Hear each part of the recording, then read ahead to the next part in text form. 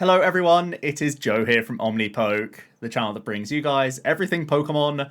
I've returned from the EUIC, had a blast casting, and today we're going to be breaking down the Day 2 decks, as well as the top 8 deck lists and what I thought about the format overall, and a little bit of discussion of where I think it's going for the next regionals, because at least for EU, we have 2 specials and 2 regionals before we get the Astral Radiance set coming in. So the channel is going to be starting to incorporate Astral Radiance content, and myself and Jack will be doing some tabletop testing very soon. But we're still going to have a focus on standard because there's still a lot of stakes on the line for us to still be in tune with the standard format. So we're going to have to do a bit of a juggle, but overall we will be focusing on both things. So expect that coming on the channel very soon. The new stuff, as well as more discussions like this and standard deck lists at the same time on TCGO. But let's have a look at the breakdown. There were 71 players who progressed through day 1 with those 18 match points, and you can see that 32 of the 71 were Arceus variants. Now, Arceus is always a crazy umbrella. You can see all sorts of partners going on in here. The Mali VMAX, Crobat VMAX, Inteleon being a mainstay of an engine that was pretty much straight Arceus. Some Urshifu going in as a partner, some Sylveon builds, and a ton using the Dark package. This was, sometimes with Zapdos, sometimes with Baby Molt and Big Molt, all that sort of stuff. So yeah, Arceus outperforming Mew and being the sort of overtake of Mew. And I think Mew was still certainly very popular, but I think after Sao Paulo, the narrative was sort of changing that Mew, we'd found enough answers for Mew a lot of the time. And there was still going to be a very aggressive field into Mew.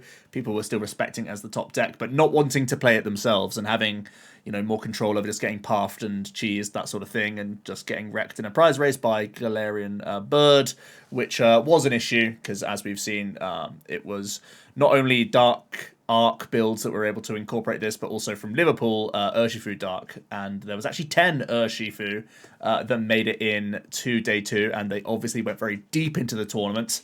I think the very simple idea is Urshifu Moltres has answers into Mew and to Arceus, so it's not a huge surprise that it ended up doing very well, because there's 28% plus 45% of the field is Mew and Arceus, so that's a ton of good matchups in the field for Urshifu Molt. And in general, Rapid Strike Urshifu is very good at smashing all sorts of other archetypes, just because spread is very dangerous, and you have an efficient combination of attackers there that also has a ton of consistency built behind it, because you sit behind Keep Calling and can get your board well developed in most situations. So the 10 Urshifu Molts were all very different deck lists from what I could gather.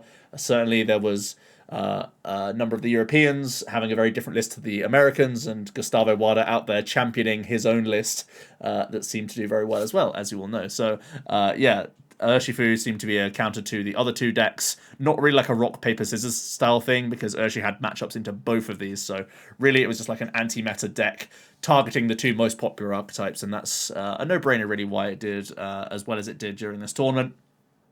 Couple of Rapid Strike Mali, couple of the Umbreon stalling archetypes. We saw Sander playing this on stream. A couple of the Whimsicotts as well, which seemed to go deep into the tournament. And there's 3 other decks, which was a Shadow Rider Whimsicott, a Suicune, and a something Hooper. I don't really know what this was, but yeah. It seemed very, very focused. Normally see a much higher percentage of that other decks, where there's all sorts of other things going on, but a couple of 2s and 3s of whatever else. But mostly, a lot of people elected to play Arceus this tournament, feeling it was like the safest play. Still a good amount of Mew doing very well and did reach those top tables. So yeah, that's the breakdown of our top 71 decks that made it into day 2. Now, before we get into our top 8 deck lists, a quick note from the lovely sponsor of the channel, the Potown Store. Go ahead and check them out for your Brilliant Stars codes and all your other standard codes for PTGO. They are great, and you can use code Omnipoke for 5% off. Now let's jump back to Limitless, that so far just have the 8 deck lists, but they're all here for us, and we will be getting those other decks and lists pretty soon. But we will start off with the winning deck list from Gustavo. There were 5 Urshifu in this top 8, and they did progress far as well. There were a couple mirror matches. Tord was unfortunate to face a Whimsicott. I feel like he was the most teched for mirror but we'll get to that in a moment. Let's have a look first at Gustavo's 60. And there were definitely some interesting elements to his deck list. He chose not to play Octillery. He wanted to commit as much bench space as possible just to the Inteleon package, really leaning into the double Shady Dealings, which I think is a very strong call. I do think Quick Shooting can open up some avenues, but as you can see, there's no Medicham in this list whatsoever. So it wasn't even trying to set up Yoga Loops. That's also a reason why you don't see the one prize Hooper in the deck list. He literally had the stance that the Galarian Birds were enough to beat Mew, just by having a Raihan, Dire Flame Wings, or a Burn play, or a Malevolent Charge Fiery Wrath sweep would be enough with the Palpad Clara, and also a couple additions, the Energy Retrieval also being a very helpful option for making sure you can chain your Moltres and being very dangerous. So an item-based form makes this Moltres much more dangerous just because it means you can weave it in with boss. You can, spend draw supporters like after a Mani and still hit your combo from like Shady Dealings and whatnot. So it's just a lot more easy to weave in that third Moltres if you have to against the Mew matchup. So I think that really is important. And then he's basically made the stance that Urshifu beats a lot of the other stuff in the game. And is, instead of playing Octillery, playing Piers, which I think we saw him use a lot during the stream games, very effectively. Guaranteeing rapid strike energy that doesn't require you being knocked out is obviously very helpful, and it meant that it made the Crobat V all that more powerful to help him attach to the Urshi and Crobat for a few additional cards here and there. So I did really like his Pokemon lineup, very streamlined. And a few very intelligent decisions in terms of the items. I loved the energy switch. It basically made his deck, again, able to chain Rapid Flow, even when you're not under Raihan, right? And I think that's a big difference you'll see between Gustavo's list and the likes of the European and American lists. Basically, Gustavo could Rapid Flow more often, and I think that's how he won his top 8 game against Justin. I think he'd be mildly favoured just because he could Rapid Flow, thanks to a right-hand play into an E-switch attach play, which is really crazy. So very good stuff there. Double Avery as well. I think this is going to be a mainstay going forward, actually, because it's obvious that people will now be adding Manaphy into their decks to try and make that Urshifu that little bit weaker. Also Dunsparce if you're an Arceus deck, of course.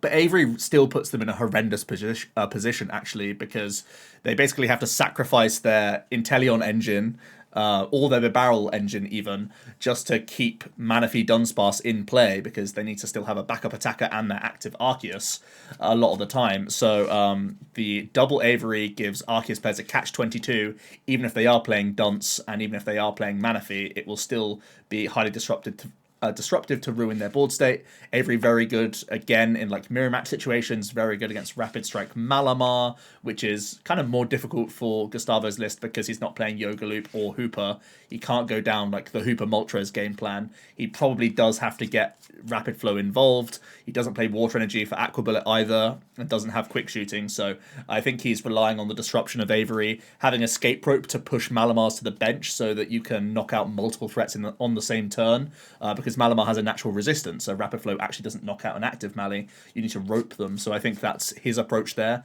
So yeah, a very intelligent list. I thought he was doing really well in every game that I saw him play, both on the stream and walking around the tables. He seemed in command of like the majority of his games, which is absolutely crazy. And I do think this is a really nicely refined build, and I think it's quite intuitive for people to pick up and play in comparison to some of the other lists that we'll see in the top 8. So I think this will be most likely going to be the most popular build of Urshimot that we see. Of course, it gets the plaudits because it won the entire event, but I think try and weave in a space for a Manaphy of your own and take it from there.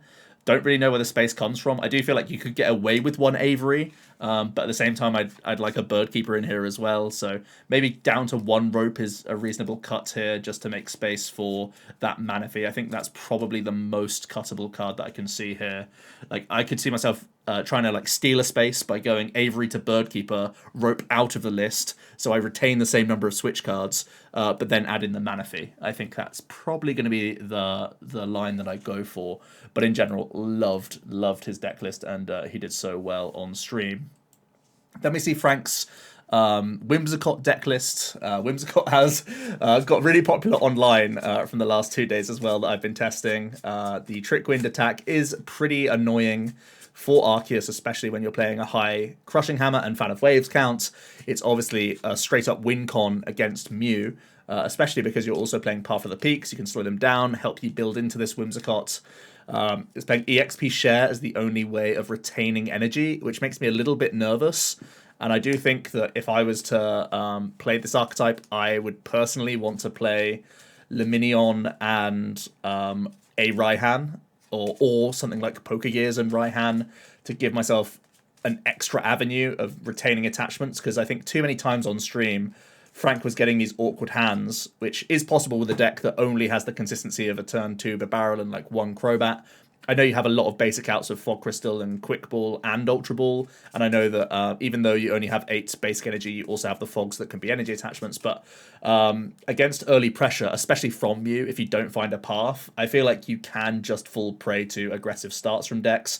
I think going second against Arceus when you miss Crushing Hammer, miss Fan of Waves, or if they're playing like Melanie anyway, you can just get rolled. But I think if you're able to stabilize, this deck is really annoying to deal with, and I do think it's powerful. So yeah, I'd like to play around with how it retains energy, but overall the deck is a pain to play against, no doubt, and is very simple to pick up and play. So it doesn't take much to do well with a deck like this because it just was in the right metagame. I do think that, you know, it could easily be a lot worse post this event, so I wouldn't be surprised if, you know, it didn't go as deep into future tournaments, but people have to consider this as an archetype now and respect that Trickwind is text, so things like Mew will have to go back to 1 Training Court, 1 Psychic probably. Arceus variants may need to play that Melanie again, even with just like a little splash of Melanie with like 2 Water, 1 Melanie as a mini package, so that you can, from a 0 energy board state, attack with an Arceus to actually play around their hammers and their Fan of Waves to actually get online without the help of Raihan, which would basically be the only other alternative, or play the energy switch shenanigans alongside your Moltres V and Baby Molt if you're going down that avenue. I think those are basically the alternatives that you go for to spring an Arceus out of nowhere from a 0 energy board, because I think that's the biggest thing that you need to do against Whimsy, because they're just too dangerous if they're given the time, because 250 is a really annoying number to deal with for Arceus, and they can just basically outtrade you if you don't have good damage potential in your deck. And obviously Arceus can sort of slow roll the Whimsy with like Sharon's Care and whatnot, but then you open yourself up to get like hit with a couple hammerheads on the same turn and trick-winded, and things get difficult for you. So yeah, I think it's a solid archetype. I do think that you have to worry about Gustavo's list, and I do think there could be tweaks here and there. I feel like Choice Belt could also be a really good include here to make that Trickwind more dangerous into Urshifu aggressively, so you're not saving the Fluffball Star, so you can use Fluffball Star tempo-wise, which I think is something that Frank didn't really utilize on stream a lot, when I think he could have. But yeah, I think in general, really cool to see him go this far with the archetype, but I think it needs further refinement if it wants to remain one of the top decks, unlike Urshifu, which I think just sort of sits at the top. Actually, I think, yeah, so let's look at Pedro's list. Pedro was playing the Yoga Loop quick shooting shenanigans. He was playing the Hooper, the 1 Molt, the Octillery, had a lot of engine Pokemon in general, and even chose to play Gossifleur Eldegoss. The whole reason around Gossifleur is it acts as a 5th Sobble to be a good lead when you are going second, and I think the European list in general chooses to go second. That's one big distinction with the EU list and Gustavo's list in particular, because Gustavo was playing a 4th copy of Quick Ball, a Crobat. He was much happier going first in a lot of scenarios, and I think we saw him do it on stream quite often and actually get well developed. So the EU list is normally a going second list because you're piecing so many one-offs together, and the Snorlax is that fallback for like mid-game if you're whiffing things or if you just want to attach and pass to an Urshifu or something, whereas Gustavo was using it proactively a lot more often with those additional like switch outs and whatnot. So I think that was pretty interesting. There's a double Sonya in here to help cherry pick some energy cards. Then it's just a string of one-off supporters with the Peonia. That's one thing that Gustavo didn't play, and when he is playing such thin lines of things, yes, he plays like second copy of Moltres, he plays second copy of Shady Dealings, so there is some redundancy there, but he did still play some important one-off supporter cards and didn't play Peonia, so that may be something that you look into as well. But Pedro was playing the Peonia to cover himself in this regard. And played all these one-off support cards. Played an Echoing Horn, which I think is pretty spicy as well. Potentially like a greed card, but I think it can be super interesting. It can be a great play to like combine with Avery. You can like Avery Horn and get some cheesy action with like quick shooting plays and yoga loops for free and stuff like that. So it's actually like super cheeky. It's not just going to be like, give me back a Crobat, let me boss it for game. It lets you do like all sorts of weird stuff. So I think it's kind of greedy for a deck like this that already is on a bit of a consistency tightrope, but it does open some wacky avenues. So I think it's also pretty cool. Other than that, yeah, I personally am like a pretty decent fan of the Octillery. I need to play more around with the peers that Gustavo played, but I like 1/1 Octillery. I think it gives this deck a lot of control so that you don't miss rapid flows, and I do think normally there are bigger threats on the board for your opponent to deal with Octillery.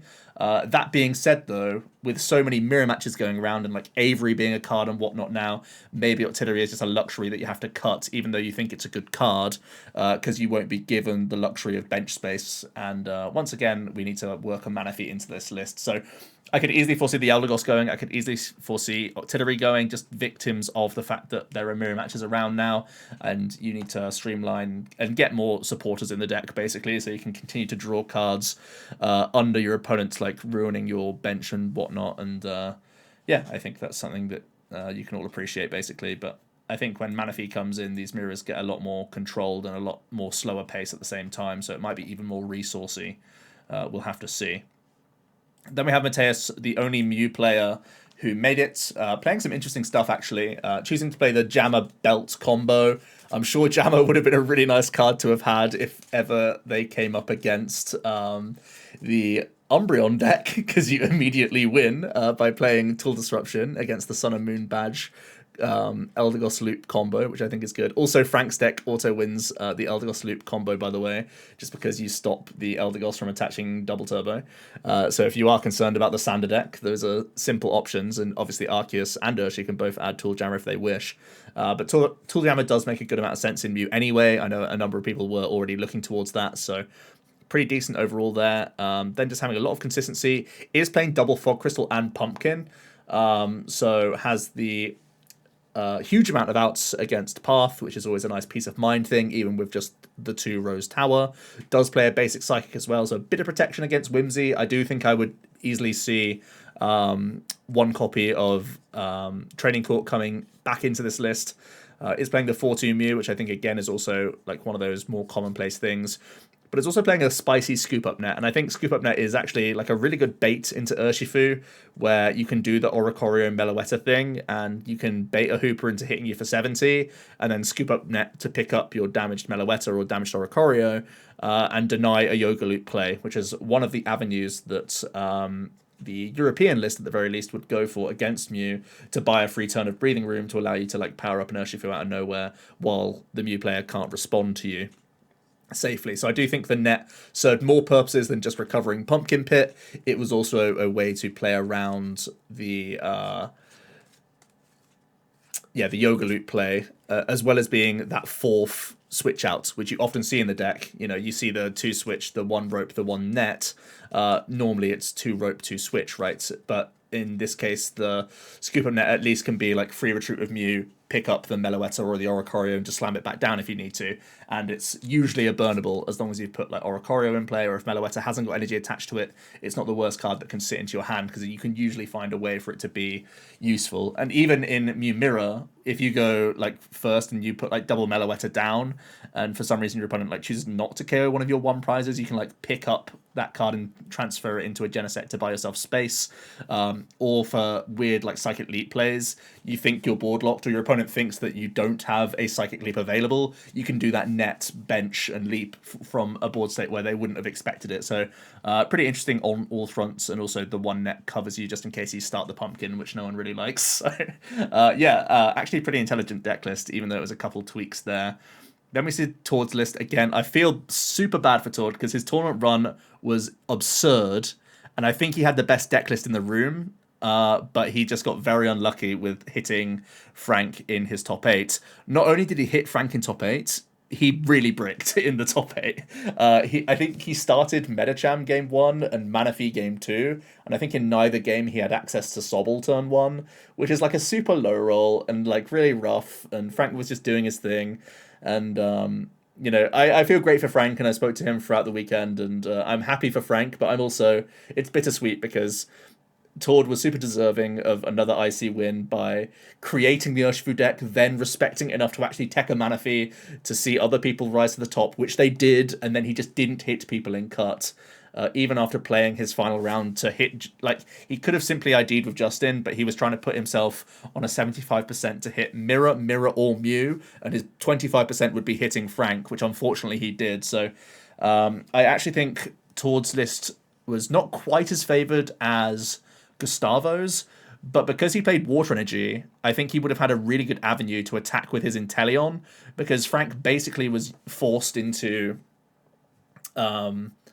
he would have to Fluffball start if he wanted to actually take a knockout on either of these Inteleons, because normally you require the double turbo energy to take Trickwind down to 140, which is a horrific number. So if Tord had actually been able to get set up into the game and get these guys actually attacking and tanking with basic energy, I think he could easily have given Frank a rough time, especially because he's playing the full suite of 4 scoop-up nets, unlike some of the other lists that were down to like 3 copies. I think net is crazy, by the way. I'd 100% play 4, because the deck is Shady Dealings, the deck, essentially. But yeah, I think it was a rough rub of the green. I think Tord could have beaten Frank on another day. I don't think it's a complete auto win for... Whimsicott into this matchup, even this deck list. I do think Gustavo's probably is naturally more favoured just by having the Moltres V, but I think the Water Energy may have been enough, actually, especially because you can attack with Waterfall as well when you need to, via right-hand plays, not via Rapid Strike Energy, or as a response to... them Fluffball starring, I guess you could come in and quick shooting Waterfall with an attachment as well. So there was some sneaky stuff you can try and do.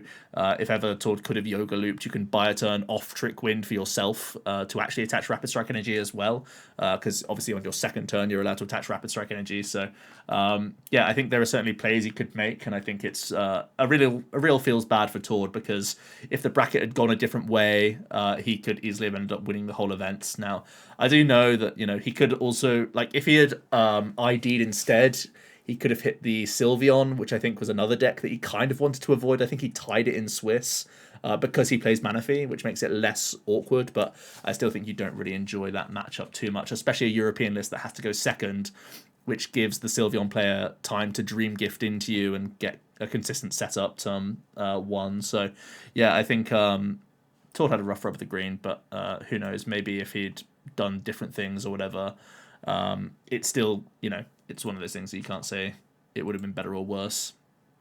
Regardless, we see Ty's Sylveon deck, which was, again, super interesting to see. A very different Sylveon from what we've seen previously. Lots of 2-1 lines and embracing the prize map and having Peonia in his own deck list, which I think is super sweet and a great way to cut corners with a deck that actually wants to cut corners, to be honest. Also, doing something I haven't seen with many Sylveon lists at all, going maximum, like, basic ball search, I guess you could say. So you just maximize the odds of getting that Sylveon on 1 and that Arceus on 1 and whatnot, even with thin lines and with the high VIP pass count.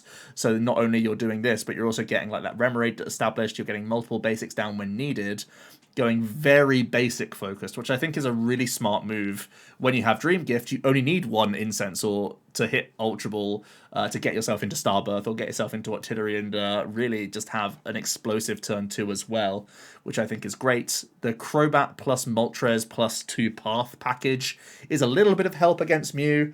I think also with Fan of Waves to actually put back in Fusion Energy to actually allow Crobat to tank that little bit more is helpful.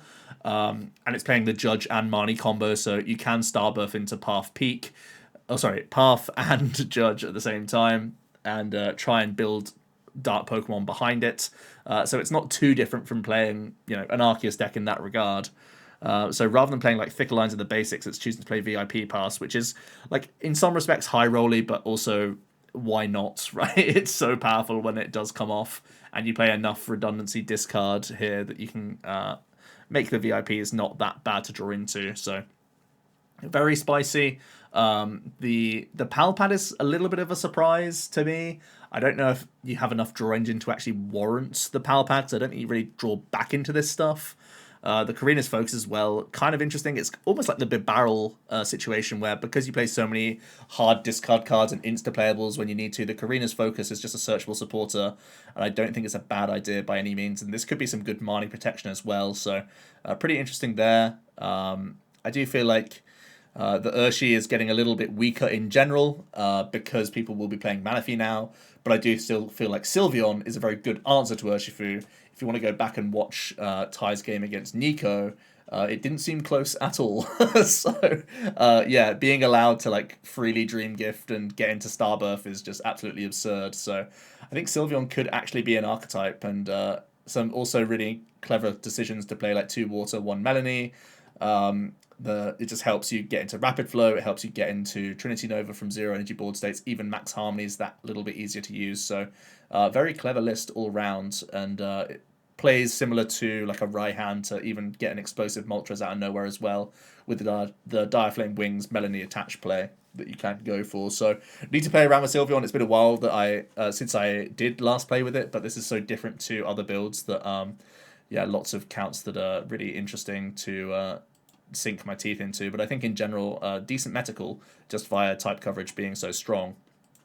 And then finally we have Isaiah and Justin's, the American build of Urshifu, as we're going to call it for shorthand.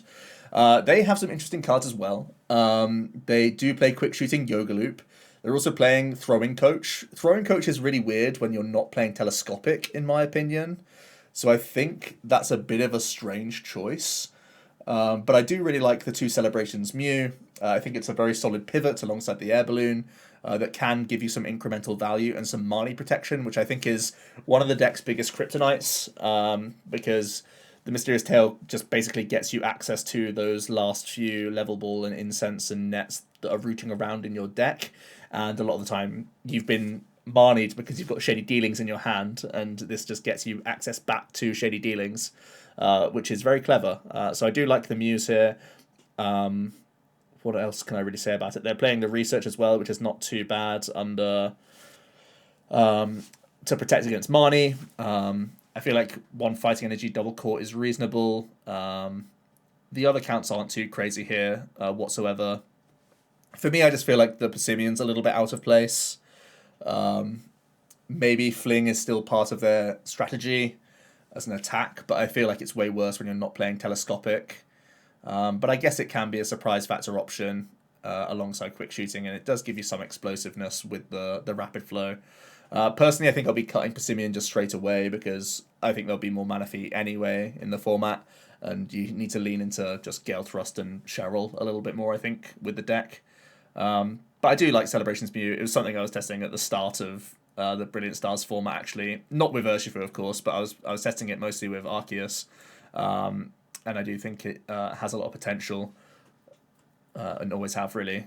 Even with an Inteleon engine, look how many items you're playing and look how important they are to hit.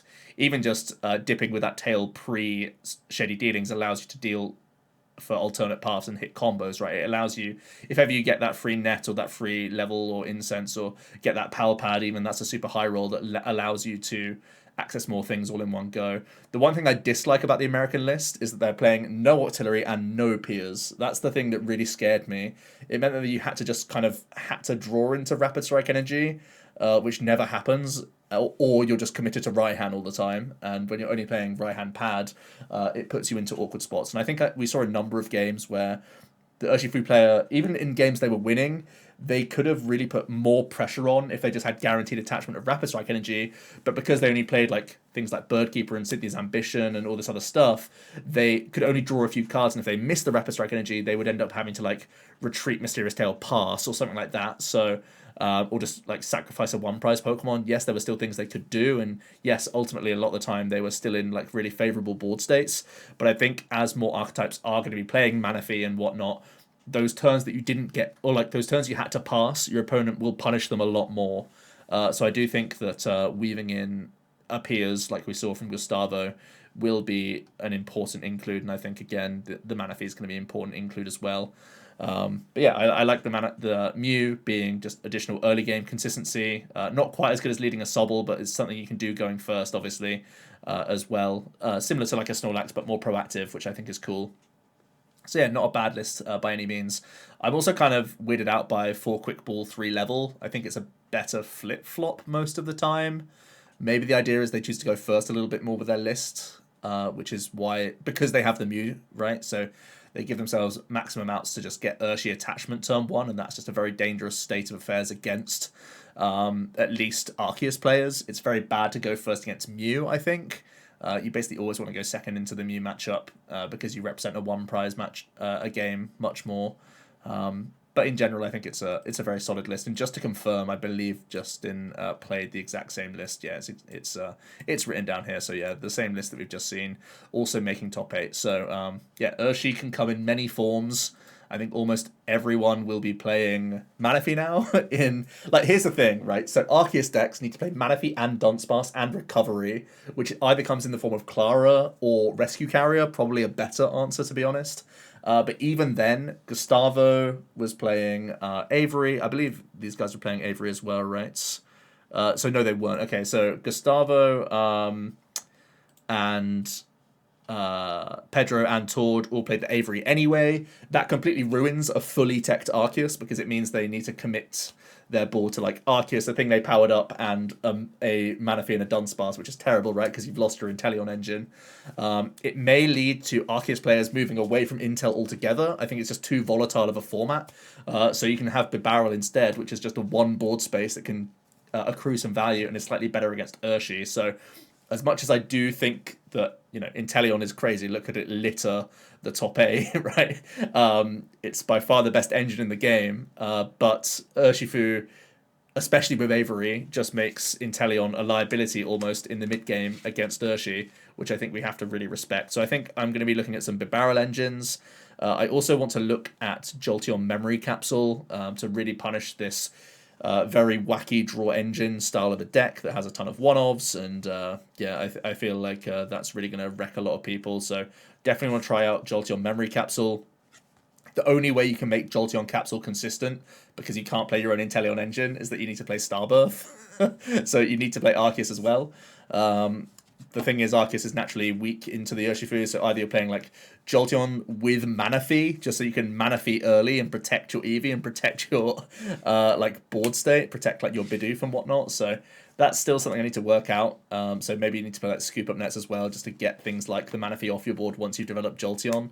But even then, they can like Gust and Boss, right? And if you're slow off the mark to get the Jolteon down, like if you don't get Eevee on turn 1, they can still just like Shady Dealings for Boss and hold it for when you make Jolteon and knock it out. So I think that card is like a soft lock, and it stops you from playing Inteleon, which is kind of yucky. I think Whimsicott probably just remains a force because it's at least a headache for the Urshi decks, because it's constantly Marnieing, it's constantly trying to like just swing at you. I do think you could easily see a Choice Belt coming in. It makes you far stronger against Urshi, which is weird that you have to tech for it, but I still feel like you do, because they can easily use their basic energies and Gale Thrust and Cheryl and whatnot post Fluffball Star. So that's something that I think you have to bear in mind. So yeah, I think the list will be slightly changing. Sylveon, I think, is interesting as well. It does fall prey to the board disruption of like Avery and all this other stuff, and you don't really want to play Manaphy because it's another water Pokemon that doesn't help your damage output, but I think maybe you just say it's the lesser of two evils and go for it. Mew I still think is solid, but it's definitely going to be decent at pressurizing Whimsicott. I think it's got a very good Whimsicott matchup, actually, at least if you're playing against Frank's list. I think if Frank or the Whimsicott list ends up playing like Celebrations Yveltal and like Raihan for acceleration, it gets way worse for Mew. But I think Frank's list right now probably should get rolled by Mew like a good amount of times.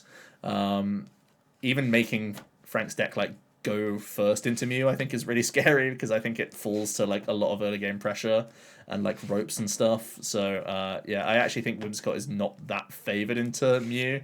Maybe this is anecdotal and just wrong and a false impression because I've seen Frank brick a couple times on stream, despite him having an insane record right during the tournament. Maybe I'm seeing all of his brick games instead of the deck like being smooth and very strong. But I think just naturally of how few basic Pokemon you play, you'll fall over to a lot of like early game pressure that Mew can represent. I think Mew is awkward into the Urshi deck. I want to try more matchups where I'm playing Mew, forcing the Urshi to go first. So I know the European deck definitely wants to go second. So forcing those decks to go first, I think, is interesting. But I think Gustavo's deck is built to go first anyway, and I think this will be the most popular build, which is hard for Mew to deal with. So not really sure where Mew goes from here. From here in this matchup, other than playing like Marnie now, which I think is reasonable. Even though it's just a one-off, I feel like it will be a swing card in the matchup a lot of the time. So we'll sort of wait and see on that. But I think Mew can't really go anywhere. It's still too aggressive and too strong. Arceus really is going to be a drawing board option. Like, do you just start playing Hooper V now? Is that a soft enough answer, or is it like just right? I think you have to play like Manaphy Dunsparce Carrier, which is kind of a lot of spaces if you want to still play the Inteleon engine, or if we start moving to the barrel, even though it's inferior to Inteleon in every way, it just is less maintenance and gives you more space to play all this other stuff. Jolteon's something I'm going to play around with now. The memory capsule Jolteon, not the VMAX, of course, because it's terrible into all this Urshifu. But yeah, I feel like now it's a 3-pillar rather than a 2 main decks. It's not just beat Arceus, beat Mew now. The third one has come into the equation, and also you have to be like not completely ruined by Trick Wind, so you can't just play like a heavy DTE focused deck. You need to play a good amount of basic energy, a good amount of just like natural recursion, whether it's from like Galarian Moltres with E-Switch, whether it's from like Melanie or something like that. I think these are all factors that I'm going to think about. I'm also really interested in looking at VMAXs that are psychic, that aren't weak to dark. So that includes Sylveon, which we've seen in the top 8 already, but also Gardevoir VMAX, which is a terrible card but has those traits, and Alchemy. I'm actually a little bit interested in like an Arceus Alchemy. I've been testing it today on the ladder, and when I think it's ready, I might bring that to you as well. So that's my main thoughts on the top 8. I thought we had some sweet games. I got to cast both top 4 games and the final, so really happy about that. And I also got to watch the 3 top 8 games that weren't streamed. Just quick anecdotally, Gustavo was pretty comprehensive against Justin, just because I think he had the E-Switch Moltres combo, so he could just do more rapid flows. Tord versus Frank, Tord bricked terrifically. Frank was able to just do his thing.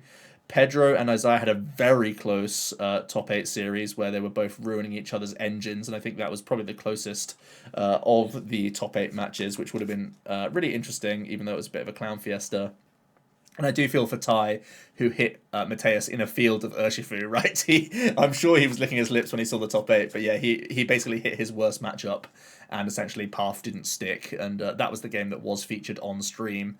So you can see exactly how that went, but it does feel like the Sylveon deck, although it respects Mew with a few pieces here and there, it's like just 2 Path, just Crobat, which can be like blown through with Mew, and the Moltres, which is a decent like response play, but you still need to rely on like Melanie attached to burst it out of nowhere, and it's still like multiple prize focused, so if you've had to put things like Sylveon down early game, Arceus down and whatnot, these are easy gust prizes for Mew to just outrace you. And if you start an Urshifu, you're in a really bad spot, because that gives them easy like gust options, even to KO with Meloetta, and that puts you in a really bad position. So yeah, that's my overall thoughts on the top 8. I've got a lot of thinking to do because I have 2 regionals and a special event that I'm attending. I won't be going to Bilbao, so I'll have to wait and see what the knee-jerk reaction is, at least from Europe. I believe Indy as well is going on before I go to my next regional, which is going to be Bremen and Lille, and then Milan. It's 3 weeks in a row of tournaments that I'm going to 3 different countries in Europe, which is going to be crazy. But yeah, I think it's very surprising, these results. I think we were all expecting probably at least one Arc Intel making it to top 8. I know a number of them made day 2, and it was still a decent call for the tournament. Some people did pretty okay. But clearly it's the Urshifu show throughout EUIC, and it was a very powerful archetype. And I think it naturally just causes a lot of challenges for the format, even just weaving in this Manaphy. Like, I don't think it does enough when there's like Avery or 2 Avery in these deck lists. It's still a highly disruptive card, and you need to have low maintenance decks. I think that's going to be the next wave where we start seeing these sorts of like crazy Inteleon, wacky, wonderful one-offs, and you're going to go back to low maintenance Pokemon that have answers, that play 4 money, 4 research, so that you can actually have a board, you can actually draw cards even without a board state, and probably have Big Barrel falling you back. So that's going to be an interesting development. Let me know what you guys thought of the EUIC, and what are you thinking about as a knee-jerk reaction to Urshi. I'll be really excited to hear it down below. I hope you guys all enjoyed. You can go back to Pokemon TCG on Twitch to watch me and Ross casting together, as well as Ethan and Chip. I think we had an excellent team for the EUIC. I'm always happy to cast with Ross. He makes my job so easy because he is able to carry the conversation very nicely, and I have a great rapport with the guy. He's fantastic, and I think Ethan and Chip did a great time. It was their first IC for both of them, and I think they did a great job, and really did us all proud. So thanks so much for watching, guys. Hope you did enjoy, and I'll see you in another video tomorrow. Cheers.